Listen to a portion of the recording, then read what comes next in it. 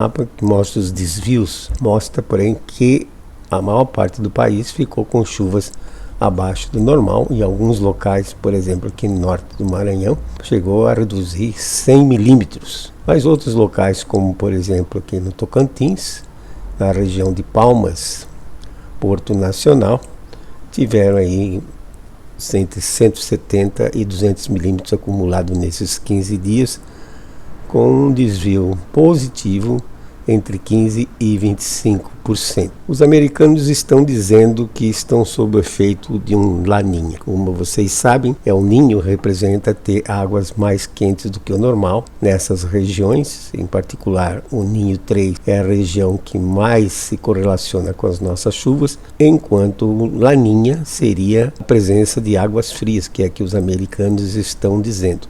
Ninho 4 é a região mais quente e os americanos então utilizam parte do 3 e parte do 4 e chamam de Ninho 3.4. Nós não temos estudos aqui no Brasil que relacionem o Ninho 3 com as nossas chuvas, tanto que a nossa mídia divulga são as previsões que vêm dos Estados Unidos, que é para o Ninho 3.4. Então, depois do dia 20 de janeiro, o Instituto Internacional de Pesquisa do Clima e Sociedade, o IRI, coloca previsões deste tipo aqui. Essas previsões são feitas com modelos, nesse caso 17 modelos dinâmicos que representam o deslocamento da atmosfera, os movimentos atmosféricos, e 9 modelos estatísticos. Fazem a média de todos esses modelos e depois fazem a média trimestral.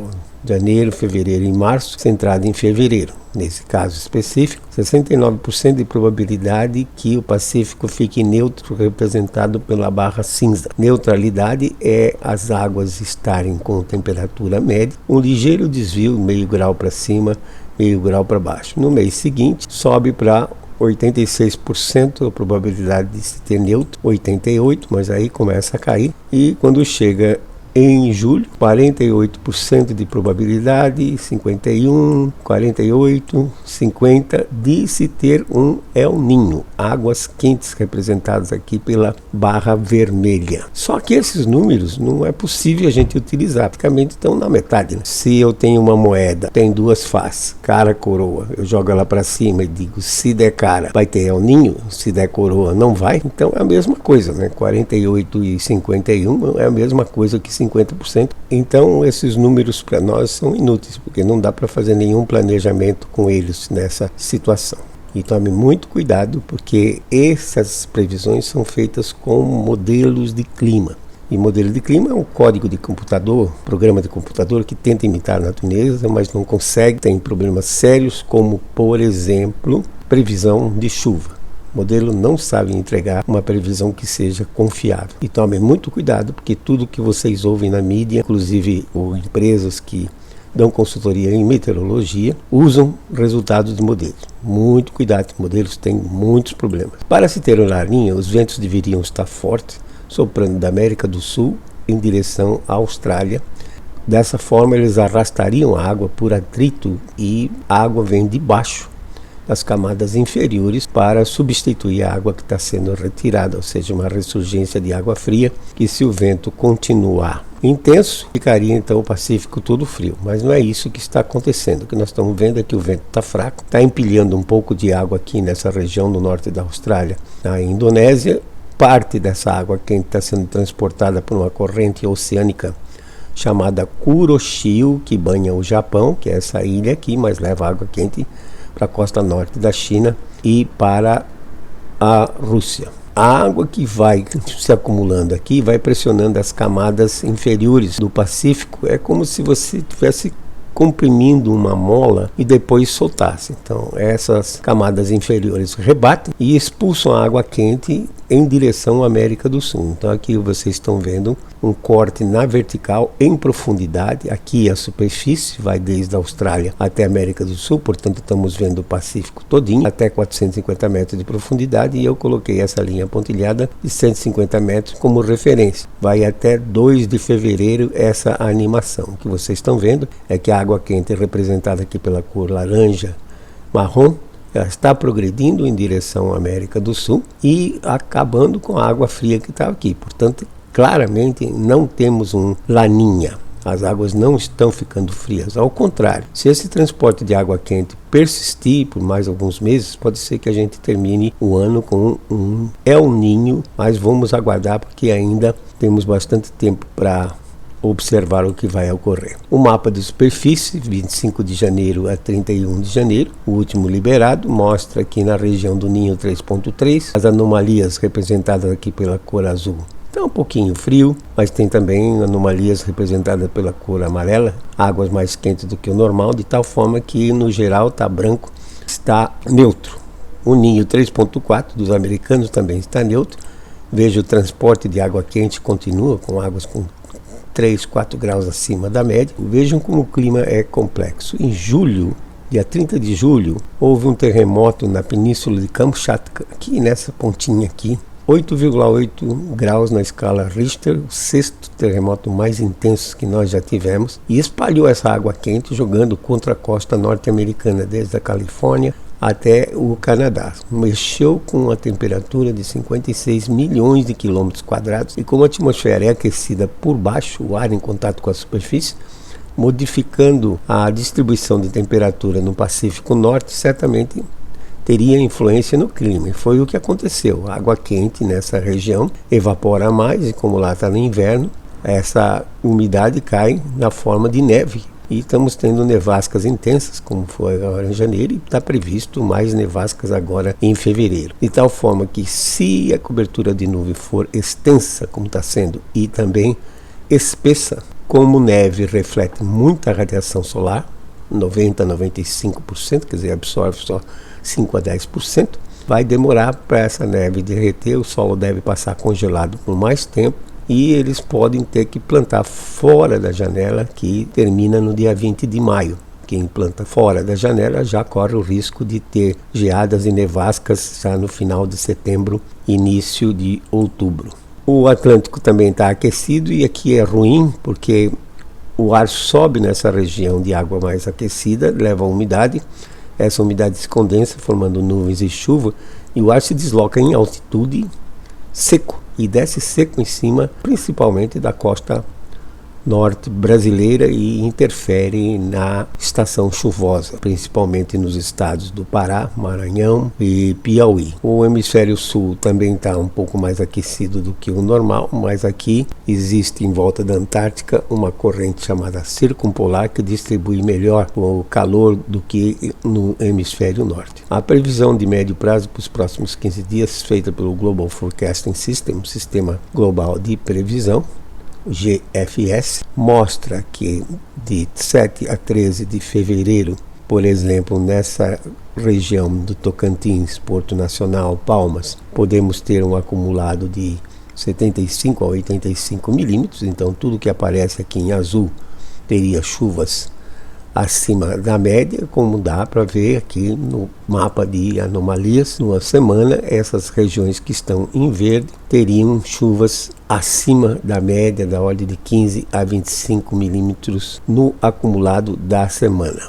Na semana de 14 a 20 de fevereiro, também continua com bastante chuva. No caso aí do Tocantins, da ordem de 65 a 75 milímetros acumulado na semana. E o mapa de anomalia mostra que, no caso do Tocantins, estaria branco, ou seja, na média, mas aparece aqui o sul do Piauí e o sul do Maranhão com chuvas acima da média, entre 15 e 25 milímetros a mais. E no sul do Mato Grosso do Sul, Goiás e São Paulo, aparece um marrom indicando que chuvas vão estar abaixo do normal. Previsão de clima é missão impossível. Nós não usamos modelos, como disse, modelos não servem para nada, principalmente no caso da previsão de chuva. Usa um método antigo chamado similaridade, que consiste em analisar 2025, 2026, o clima global, e ir para trás e encontrar um ano cujo clima global esteve semelhante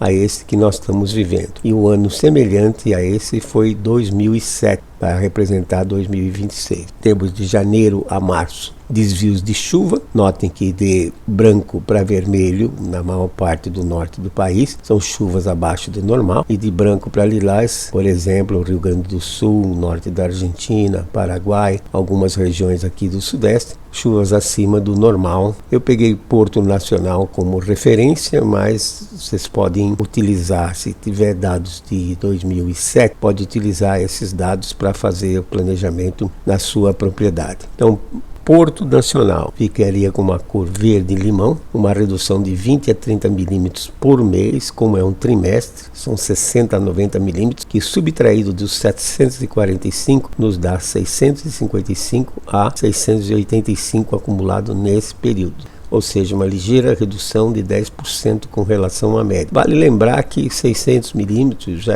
seria suficiente para um cultivo de soja, numa soja de 120 dias. Fazendo um zoom, então, acima da região, esse quadradinho aqui tem 55 km por 55 km. Veja que sudeste desse quadradinho está com cor verde, passando por um branco, que é a média, e praticamente um nordeste desse quadradinho já encontra uma região com chuvas acima do normal. Vejam que a distribuição é bastante complexa, com maior resolução do que teríamos em qualquer modelo de clima. No trimestre abril e junho, nós vemos que a maior parte do país, sem querer fazer graça nenhuma, está de verde e amarelo, ou seja, a redução de chuva, e com exceção de algumas poucas áreas em branco e azul. Aqui na região, fazendo um zoom em cima de Porto Nacional, então nós temos a média para abril e junho, média de longo prazo é 220 milímetros, temos uma região a noroeste de branco na média, e aqui nessa região a maior parte está no verde, redução de 10 a 20 milímetros por mês, no trimestre 30 a 60 milímetros, que subtraído dos 220, então esperamos entre 160 e 190 milímetros acumulado, uma redução de 20% com relação à média. Quer dizer, somando esses dois trimestres, deve dar entre 800 e 900 milímetros, que é suficiente para cultivo de soja, por exemplo. Mas é arriscado no caso da safrinha. Talvez seria, quem está pensando em safrinha, talvez seria melhor partir para sorgo. Usa muito pouca água, 350 a 400 milímetros, e é resistente à seca e produz bem grãos, acima de 100 sacos por hectare. Em resumo, GFS prevê que a maior parte do país vai estar com chuvas na média ou acima da média, entre 7 e 20 de fevereiro, particularmente Goiás, Mato Grosso, Tocantins, sul do Pará e sul do Piauí. O IRI indica a probabilidade de 69% de se ter neutralidade a partir de fevereiro, e o Pacífico estando neutro não interfere nas nossas chuvas. Vão predominar as frentes frias do hemisfério sul, frentes frias do hemisfério norte, pode chegar até a costa norte do Brasil, produzir chuva acima da média naquela região tropical, e pode eventualmente causar uma redução, ligeira redução em março. E as chuvas vão estar bem localizadas, conforme vocês podem ver nessa frente fria aqui. Essas manchas vermelhas são tempestades severas, particularmente essas outras que tem um rosinha dentro, e a frente fria entra e organiza a chuva. Mas as chuvas são isoladas, são pontuais ou manchadas, como se diz aí na gíria. Segundo o relatório do Departamento de Agricultura dos Estados Unidos, liberado agora em janeiro de 2026, a safra de 2025 foi de 115 milhões de toneladas de soja, 3% abaixo do ano anterior, porém a produtividade aumentou em 4,5%, eles passaram de 50,7 bushels por acre para 53. A safra do milho foi 460 milhões de toneladas, 14% a mais do que o ano passado, com um aumento de 4% na produtividade e 10% na área plantada. Esse número para mim é meio estranho, porque originalmente eles tinham previsto 415 milhões de toneladas e a situação climática não foi tão boa assim. Não sei se vão revisar esses números. O fato é que nos Estados Unidos, no Corn Belt, as temperaturas estão abaixo, no oeste, no centro, temperaturas da ordem de 25 a 30 graus negativos já ocorreram. Muita neve em janeiro, a previsão que tenha mais neve em fevereiro, desde o meio oeste até a costa leste. E o problema é que a previsão é de cobertura de neve mais extensa e mais espessa do que os anos anteriores. Como a neve reflete muita radiação solar, acima de 90%, vai absorver menos, só 10% da radiação solar. Pode demorar para derreter, manter o solo congelado e atrasar o plantio da safra americana. Eles têm até o dia 20 de maio para fechar a janela. Quem plantar depois disso